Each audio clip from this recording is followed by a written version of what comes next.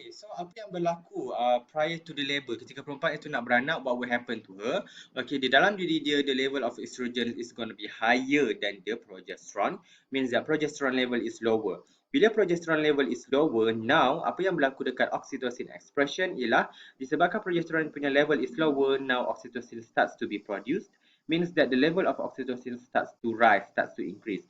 Oxytocin ni pula memang dia akan act on the myometrium, di mana myometrium tadi dia akan become activated, and then disebabkan adanya myometrium starts to become activate means that contraction akan gonna be more frequent, maka perempuan itu akan start nak terberanak lah, the labor will be promoted, and ini adalah oxytocin tu memang dia akan activate the myometrium. Pada masa yang sama, as you can see, estrogen punya, the high level of estrogen ini juga actually dia akan increases myometrium sensitivity towards oxytocin. Bila the myometrium becomes more sensitive kepada oxytocin, means that dia akan become more activated, and then dia akan contract more. So adanya positive feedback di sini. Dan kalau awak nak tahu, yang ni saya explain dengan lebih detail sikit, how does this, apa kaitan myometrium, oxytocin and estrogen. So basically kalau saya lukis satu smooth muscle, if I draw this one smooth muscle cell of the myometrium, dekat atas smooth muscle cell ini akan ada oxytocin receptor. Okay, which is a functional protein. Dia adalah receptor ni adalah protein. Okay, so basically macam mana in order for the smooth muscles to contract, oxytocin kena bind dekat the oxytocin receptor. This one I buat OR lah, oxytocin receptor. This one adalah oxy. Kalau tak ada oxytocin, if let's say if tak ada oxytocin, boleh tak this smooth muscles contract? Tidak. So hanya ada in the presence of oxytocin only, then adanya contraction. Kalau tidak ada oxytocin, smooth muscle cells tidak akan contract, maka tidak akan ada labor. That's why ketika pregnancy, oxytocin punya level is sangat-sangat low that it cannot trigger myometrium to be contract. Tetapi ketika perempuan itu nak beranak, oxytocin level now akan meningkat, means that akan ada more oxytocin. Dia akan ada banyak more oxytocin. Oxytocin akan bind dekat dia punya receptor. Now myometrium, bila this oxytocin bind dekat dia punya oxytocin receptor, this smooth muscle cell dia akan become activated. Bila dia activated, dia akan contract, dia akan push the baby out lah. Okay? Apa kaitan estrogen dekat sini? Kita dah tengok how oxytocin actually activate the smooth muscles. Tetapi apa kaitan estrogen? Estrogen ini dia memain peranan dalam the expression of this oxytocin receptor. Maksudnya sekarang bila ada estrogen, estrogen ni adalah dia adalah lipid hormone. Dia akan cross the plasma membrane of the smooth muscle cells. Bila high level of estrogen ataupun estrogen tadi, dia akan masuk pass through the smooth muscle cells punya plasma membrane. Bila dia masuk, dia akan trigger the expression of oxytocin receptor. Okay, maksudnya sekarang akan ada meningkatnya transcription of oxytocin receptor gene, adanya translation of oxytocin receptor mRNA, akan bertambahlah the concentration ataupun akan bertambahlah the oxytocin receptor dekat the smooth muscle cells. Itu yang dikatakan dia akan increases myometrium sensitivity towards oxytocin. So kalau let's say ketika during pregnancy, as you know, the level of estrogen tadi estrogen punya level akan low. Bila estrogen punya level akan low, what happen to the expression of oxytocin receptor? Oxytocin receptor punya expression akan low. Ada tak contraction? Contraction tidak akan ada.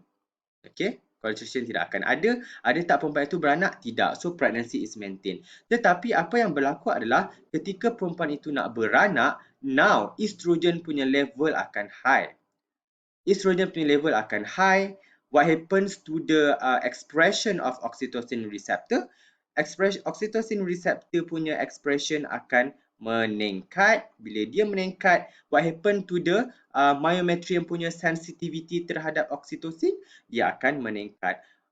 Myometrium sensitivity akan meningkat. Apa berlaku dekat contraction? Contraction pun akan bertambah. Adakah labor akan promoted? Yes. Labor, perempuan itu nak beranak, dia memang akan will be promoted. Ingat, the sensitivity itu merujuk kepada the expression of oxytocin receptor.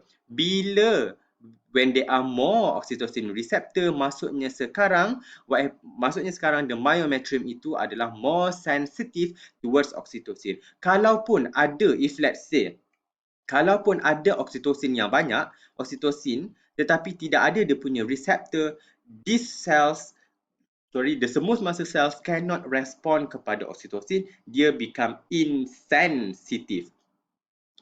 Only then bila ada high level of estrogen, bila estrogen ada, estrogen akan pass through the plasma membrane punya the smooth muscle cell plasma membrane, and then akan promote the transcription and translation of oxytocin receptor gene. Now more oxytocin receptor will be expressed on the smooth muscle cells, means that these smooth muscle cells become more sensitive toward oxytocin. Now, bila ada high level of oxytocin, dia bind dekat dia punya receptor yang banyak, maka contraction itu akan more frequent and labor will be promoted. Okay? Alright? Inilah yang berlaku ketika perempuan itu nak terberanak almost during the birth process. Okay? So, what are the role of hormones during the parturition? As you can see, the level of as you can see di sini, the final weeks of pregnancy, estrogen reaches its highest level. Bila its highest level, akan trigger expression of oxytocin receptor on the uterus. Now, the uterus, which is the smooth muscle cell of the uterus, the myometrium, will become more sensitive kepada oxytocin, and oxytocin can promote more contraction. Contraction will be more frequent. Okay, itu in term of estrogen. How about progesterone? Progesterone level akan drop off, okay, di mana dia akan release inhibition on oxytocin. Bila dia release inhibition on oxytocin, now oxytocin punya concentration akan meningkat. Now dia akan more contraction akan berlaku. So apa yang berlaku? Birth eventually akan berlaku lah. Okay, oxytocin will be released. Oxytocin pula dia akan release oleh siapa? It will be released both by the fetus and mother's posterior pituitary gland. Okay, both daripada ibu itu sendiri akan release dia punya oxytocin.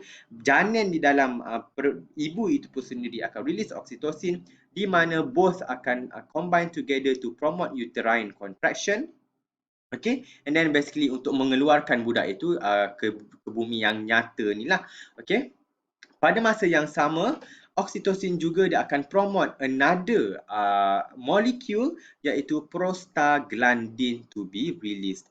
Oxytocin yang dirilis daripada both fetus and mother, dia akan pergi ke placenta, di mana dia akan stimulate placenta to secrete this one chemical komponen yang dipanggil prostaglandin, di mana prostaglandin ini juga akan promote the uterine contraction. Maksudnya sekarang prostaglandin juga akan promote the contraction. You boleh nampak ketika nak beranak ni akan ada positive feedback. This hormone akan promote this untuk contract, and then ada juga this hormone promote the release of this chemical mediators, which is prostaglandin to be released. Prostaglandin memang directly akan promote contraction. Eventually this akan lead to the contraction, bayi pun akan beranak lah. So this one lah. Estrogen daripada ovaries tadi dia akan induces oxytocin receptor on the uterus. Now dekat uterus ni akan banyak sangat oxytocin receptor.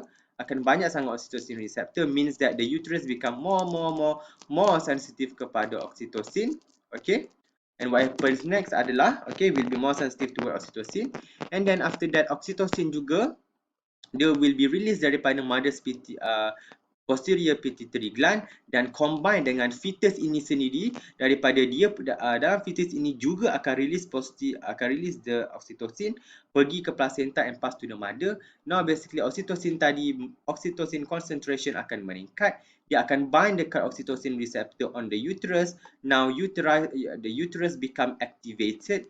Bila dia become activated, now this uterus akan starts to mengecut, starts to contract. Bila dia starts to contract, dia akan push the baby lah keluar daripada birth canal. Okay, pada masa yang sama, okay, oxytocin juga dia akan stimulate placenta untuk buat produce prostaglandin. Okay, placenta ini, okay, bila oxytocin, when the fetus release oxytocin, dia akan stimulate placenta to release prostaglandin. Dia bukan hormon tolong dia bukan hormon, dia adalah chemical mediators.